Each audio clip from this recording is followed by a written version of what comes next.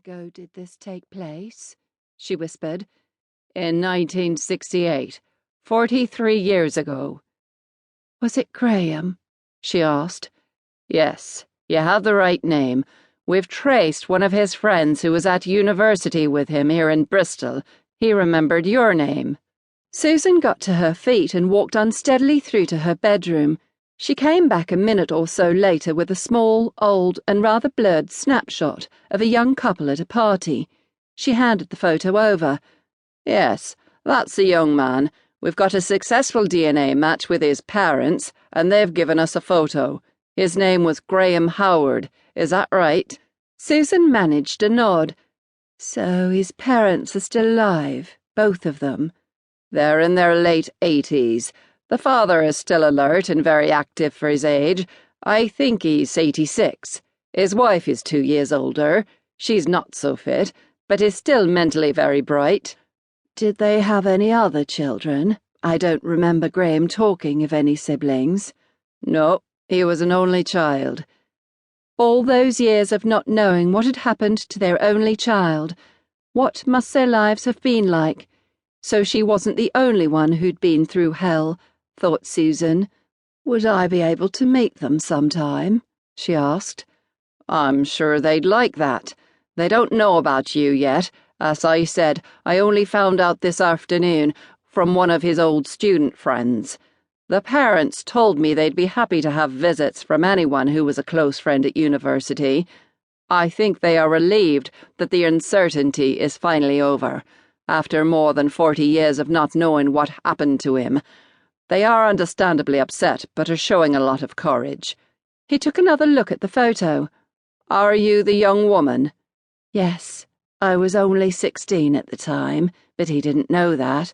He thought I was 18 and that I'd left school. I have a daughter by him. He never knew I was pregnant. He just vanished, and it broke my heart." She paused and drew a breath.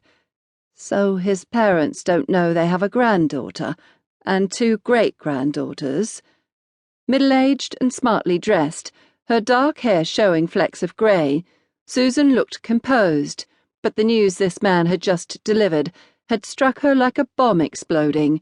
Underneath her well-groomed, ordinary appearance, a maelstrom of emotions swirled. They talked for a while longer. After the police officer left, Susan sat weeping. She had been strong for so many years. Now she felt fragile, vulnerable, and alone. Finally, she phoned her daughter. D.C. Spence arrived at the cold case unit premises at Gloucester Police Headquarters at 8:30 the following morning. As he passed the reception desk, someone stood up from the row of seats along the wall and followed him to the door leading through to the offices. He turned and saw a fair-haired woman in her 40s. "I'm Sophie Allen," she said. "I didn't expect you so soon, ma'am." He looked past her at Susan Carswell. She looked tired. "I was really impressed by your mother, ma'am. She must have been almost overwhelmed by my news, but she held herself together. She doesn't look as though she's slept much since I saw her." "No, nor have I. And there's no need for the ma'am. I'm not here in an official capacity. Do you think it might be possible for us to see my grandparents? I've been waiting 42 years. Not long afterwards, Spence was in a quiet area of Gloucester, ringing the doorbell of a detached house. Sophie and her mother stood back while he spoke to the elderly man who answered the door. "Good morning, Mr. Howard. I won't stay if you don't mind. I've brought Detective Chief Inspector Sophie Allen and Miss Susan Carswell to see you. They have personal information about Graham that is not really within my remit. All I will say is that I am satisfied that everything they will tell you is true. It will all be confirmed by DNA tests, but that will only be in a few days' time." He turned to Sophie. "I'm going back to the office. Please contact me if you need anything. It's been a pleasure to meet you, ma'am, even in such difficult circumstances." Sophie nodded to Spence.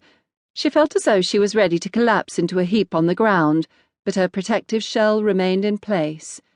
The man at the door smiled apprehensively and asked them in.